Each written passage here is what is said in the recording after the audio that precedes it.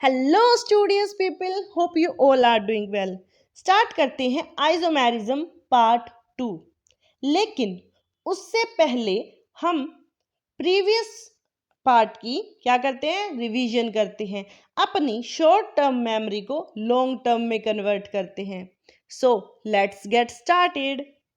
सबसे पहले हम बात करते हैं कि आइसोमेरिज्म क्या होता है। आइसोमेरिज्म में हमने देखा वो कंपाउंड जिनके सेम क्या था, मोलिकुलर फॉर्मूला था, लेकिन डिफरेंट किससे कर रहे थे, वो स्ट्रक्चरली डिफर कर रहे थे और फिजिकली डिफर कर रहे थे, केमिकली डिफर कर रहे थे। यानी वो कंपाउंड जिनके सेम मोलिकुलर फॉर्मूला है लेकिन वो स्ट्रक्चरली, फिजिकली, केमिकली अलग हैं, वो होते हैं आइसोमर्स। और इस फिनोमिना को बोला जाता है आइसोमेरिज्म। आइसोमेरिज्म हमने देखा था कि दो टाइप के थे, स्ट्रक्चरल आइसोमेरिज्म और स्टीरियो आइसोमेरिज्म। स्टीरियो आइसोमेरिज्म आज हम करने वाले हैं, स्ट्रक्चरल आइसोमेरिज्म हमने पार्ट 1 में किया था। स्ट्रक्चरल आइसोमेरिज्म ने हमने देखा था कि वो कंपाउंड थे जिनका मॉलिक्यूलर फॉर्मूला सेम था लेकिन वो स्ट्रक्चरली डिफर कर रहे थे। तो देखते हैं यहाँ पे क्या था, उनकी चेन में डिफर आ रहा था और किस चीज में, उनके पोजीशन में डिफरेंस आ रहा था और किस चीज में आ रहा था, उनके फंक्शनल ग्रुप में डिफरेंस आ रहा था। हमने मेटामेरिज्म पढ़ा, क्या कर रहा था मेटामेरिज्म। मेटामेरिज्म में जो फंक्शनल ग्रुप थे वो चेन को ब्रेक कर रहे थे। किसी में क्या था, स्टार्टिंग में ब्रेक कर रहे थे, किसी में मिडिल में ब्रेक कर रहे थे। फिर हमने टोटोमेरिज्म पढ़ा था। टोटोमेरिज्म में कंपाउंड्स में क्या हो रहा था, इंटरकन्वर्जन हो रहा था, यानी कंपाउंड एक फॉर्म से दूसरी फॉर्म में कन्वर्ट हो रहे थे। कौन सी फॉर्म्स थी, कीटो फॉर्म से इनोल फॉर्म में कन्वर्ट हो रहे थे, कभी इनोल फॉर्म से कीटो फॉर्म में कन्वर्ट हो रहे थे। और ये किन कंपाउंड्स में हो रहा था, कार्बोनाइल कंपाउंड्स में, जो क्या कंटेन करते हैं, अल्फा हाइड्रोजन। आई होप अब आपको यहाँ तक क्लियर हो गया होगा। अब बात करते हैं स्टीरियो आइसोमेरिज्म की। अब यहाँ पे क्या है, सेम कंपाउंड्स में मोलिकुलर फॉर्मूला है, यहाँ पे सेम स्ट्रक्चर है ना। फिर क्या डिफरेंस है, यहाँ पे उनके अरेंजमेंट डिफर कर रही है। जी हाँ, क्या डिफर कर रही है, अरेंजमेंट। तो जो स्टीरियो आइसोमेरिज्म होते हैं वो भी दो टाइप के होते हैं। कौन कौन से, एक होता है कॉन्फ्रिगेशनल और एक होता है कॉन्फॉर्मेशनल। अब जो कॉन्फ्रिगेशनल होता है वो भी दो टाइप का होता है, जो कि हमने प्रीवियस वीडियो में बात करी थी इसकी। कौन कौन सी थी, ज्योमेट्रिकल और दूसरा था ऑप्टिकल। आज हम सिर्फ बात करेंगे ज्योमेट्रिकल की, धीरे धीरे स्टेप्स लेंगे ताकि अच्छे से समझ में आए। ज्योमेट्रिकल आइसोमेरिज्म क्या है, क्या ज़रूरत पड़े इसकी। ज्योमेट्रिकल आइसोमेरिज्म में हम देखते हैं कि सिस और ट्रांस, ये दो फॉर्म्स बनती हैं। सिस आइसोमर जो होते हैं वो होते हैं जिनमें सेम साइड पे आइडेंटिकल ग्रुप लगे हुए हों। ट्रांस आइसोमर में क्या होता है, अपोजिट लगे होते हैं, एंटी होते हैं। बहनें देखिए ना, कभी हम साथ साथ हैं, कभी वो दुश्मन भी हैं, तो वही चीज यहाँ पे हो रही है। कभी वो साथ थे, कभी वो डिफर थे। यानी जिस कंपाउंड में साथ साथ होंगे उसको बोलेंगे सिस, और जिसमें वो एक दूसरे के एंटी होंगे, एक दूसरे के अपोजिट होंगे, उसमें बोलेंगे ट्रांस।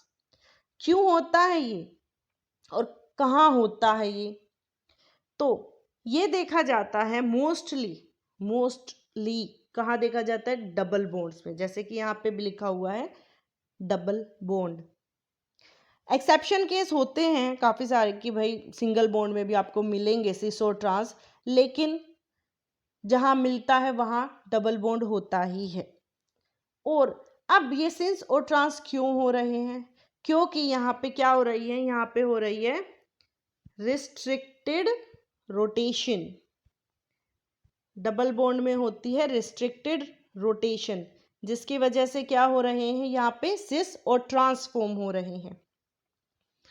जैसे कि मान लीजिए ये जो है, अगर आप इसकी ज्योमेट्री देखें तो ये क्या बना रहा है, ये ट्रिगोनल प्लेनार बना रहा है ना।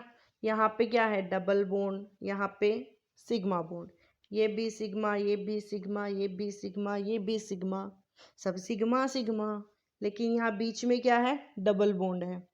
अब यहाँ पे आप देख सकते हैं कि यहाँ पे कुछ इस तरह से बनेंगे।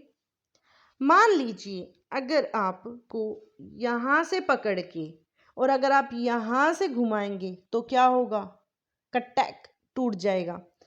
ये थोड़ी बनने वाला है, क्या सोच रहे हो ये बनेगा, नहीं, ये टूट जाएगा। इसीलिए यहाँ पे एक सिस बना रहा है, तो ये क्या हो गया, ट्रांस। ये दोनों क्या है, अलग अलग कंपाउंड है, ये अलग कंपाउंड है, ये अलग कंपाउंड है।